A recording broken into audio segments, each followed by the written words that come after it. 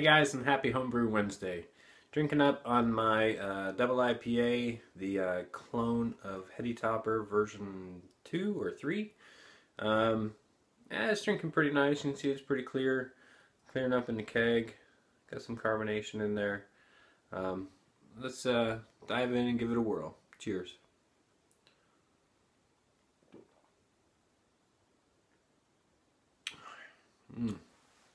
It's definitely less harsh than it was. I served this at my work summer party, and it was very harsh, actually, coming right out of the keg. I told people, you know, it's very harsh, very bitter. If you don't like the beer that bitter, go ahead and mix it up 50-50 with the Rainbow Pale Ale. And that was actually tasting really good. That was like a proper IPA, or a double IPA. But this one, is as it's calmed down, the bitterness has calmed down too, which I'm really kind of surprised about. But I'm pretty sure I know what I did wrong. The ratio for sulfate to chloride was way off. It was like 10-to-1 instead of the 2-to-1 that it should have been. And I think the residual alkalinity on this one was a little bit off as well. So, you know, doing the water adjustments lately, you know, going back and diving into the water book, doing some more reading on brewing water.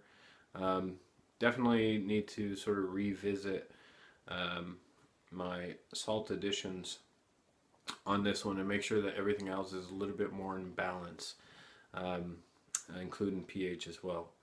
But now it's drinking quite fine, so I'm kind of happy with that. Cheers.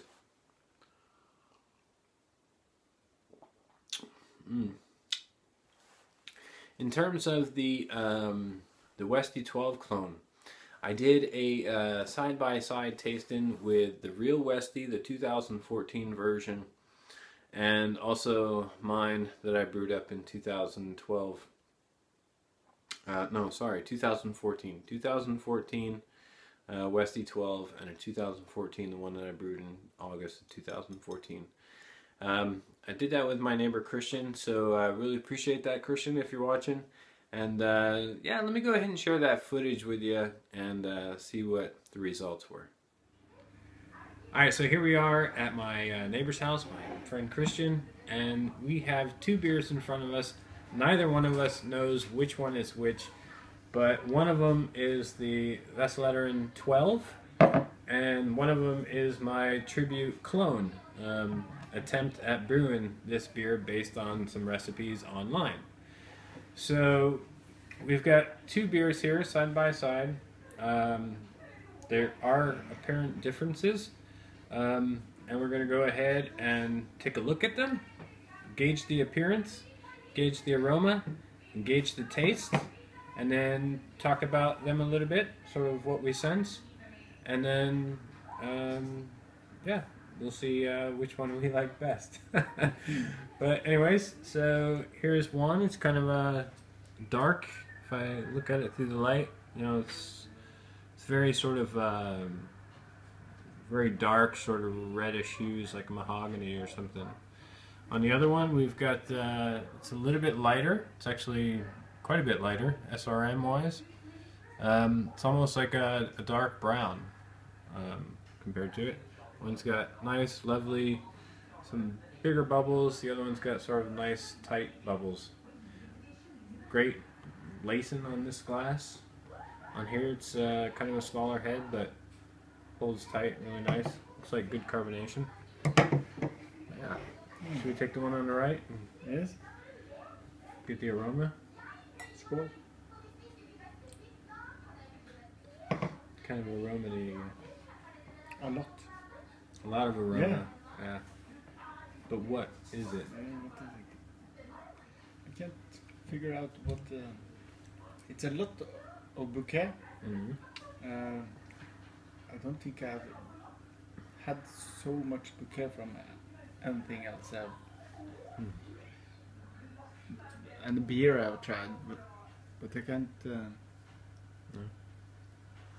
I get, yeah, it's a nice bouquet, no doubt. So sort of dark fruits, a lot of mixed of dark fruits. Yeah, and the end tastes like something fresh. Or smells something fresh. In the front, I get like sort of spicy notes, some like white pepper or something, sort of peppery, white peppery notes, and then more shaded, a little bit more generic sort of spices. You can definitely get that as the Belgian yeast characteristics. I wouldn't say it's a heavy or it's not full-bodied. It's more like a medium mouthfeel, full medium. Should we go for I the feel other? in the end it's light, lightening up. It does. It finishes sweet, but it finishes clean. Should you try this one? Yes.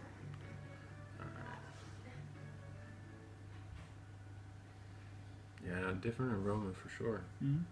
But yeah, but also I think it's something there. But it's not so much. No. You have it, but it's perhaps a little bit simpler. Yep. Simple. For this one, it's pretty straightforward. I get like just dark cherries, but very, very light. Let me see.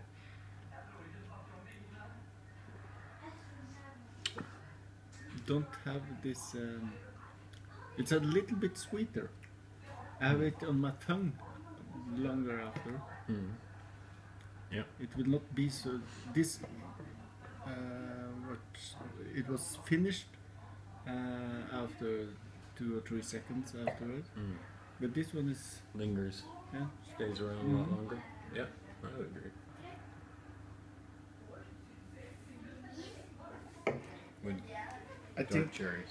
for me, this was something very special. I haven't tasted anything like this before. This is also nice, but it's not so complex like this one. Right. So This one's a little bit more perfumey, I think.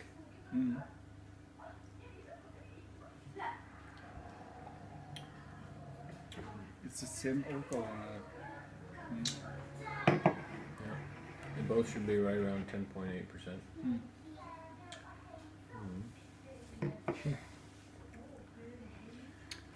So if you had to guess which one was the Westvleteren 12 and the tributes, I think I could tell the difference.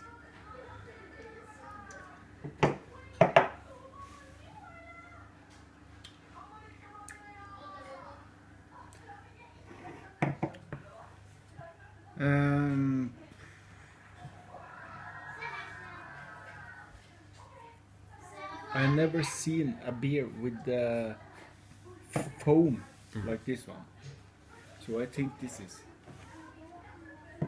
I would have to agree. Huh? Yeah, I would agree. Yeah. Okay, so we say the one with the white bottom is Westvleteren 12. How'd we do? That's it. It's right. Yeah. Nice. Well, there we go. We've added in. But yeah, definitely. It's definitely more complex. It's a lot lighter, so I can see I'm way off on color. So your overall impression? I always like to drink your beer, always.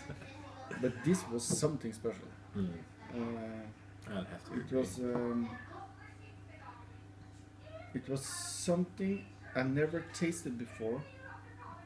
In the what do you call it, the genre beer? Yeah. In the genre. Yeah. The genre of the beer Of style. the beer style, Yeah. yes. Because I've tasted a lot of different beers last years with different tastes, but this is I feel it's a beer with a lot of flavor and taste, but still it's no chocolate or something Right. special things there. Yeah. But it's a nice, good beer. Very unique. There's nowhere to put it. There's Yeah. nothing that I've ever had that compares to it.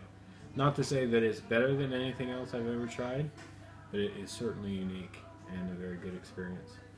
So yeah, thanks a lot for sharing this Yes. experience with me. Cheers. Cheers. Cheers.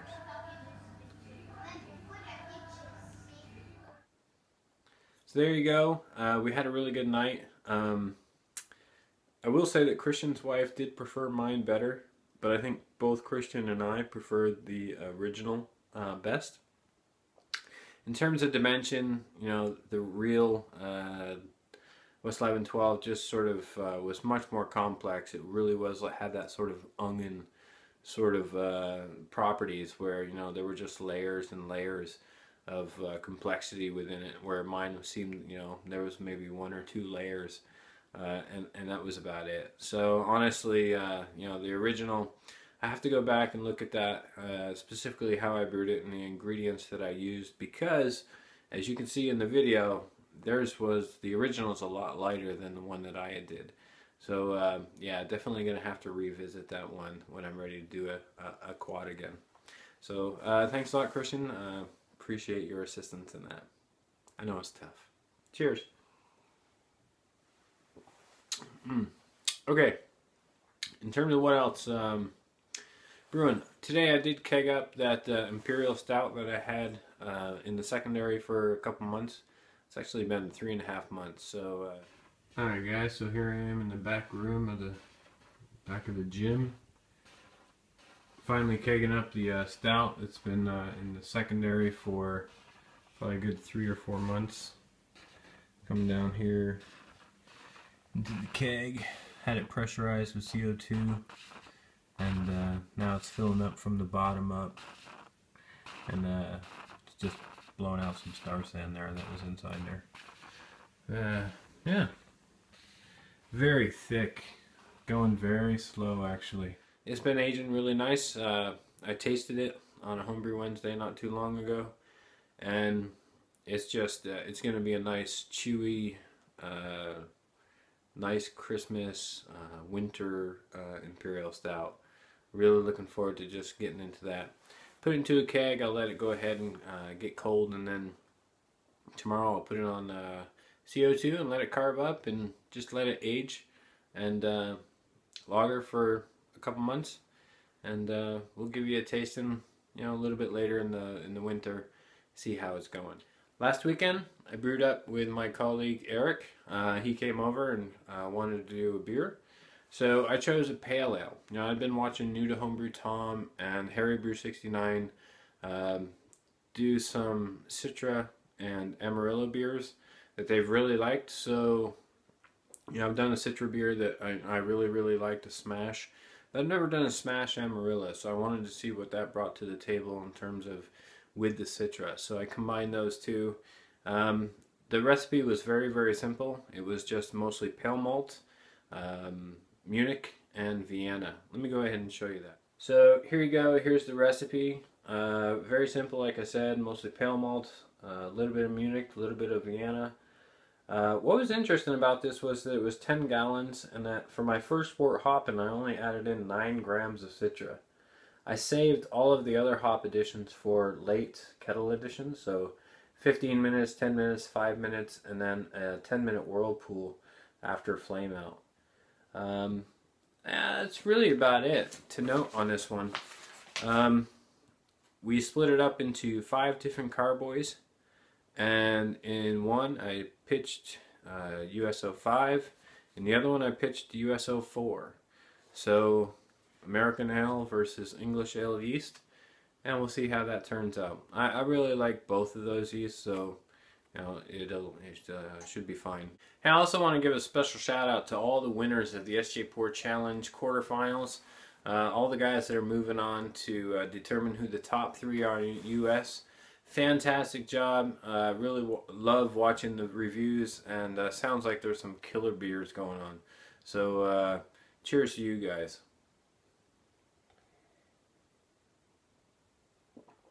Also, one more shout out to all the guys who made it to the Homebrew Wednesday homecoming.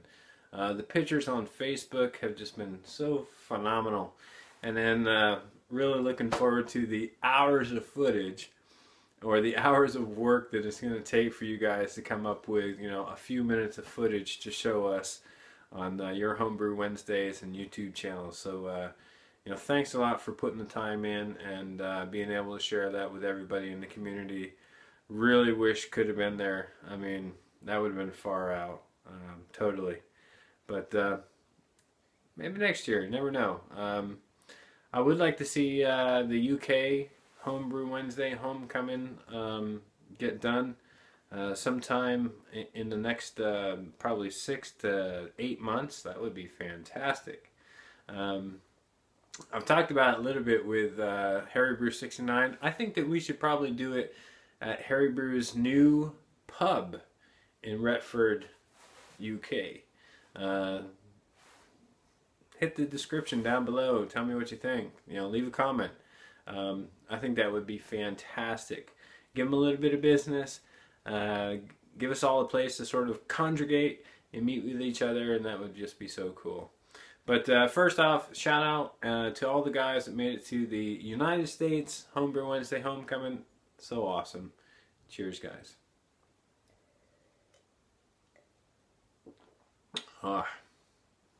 Really hope we're able to get that going for the UK. And then I know the wife wants to take a trip to New Zealand, so that'd be cool to be able to get down there and check some of you guys out down there in your own environment. But we'll have to see how that gets worked out. Anyways, I hope you guys are having a hell of a week. Have a better weekend. Cheers.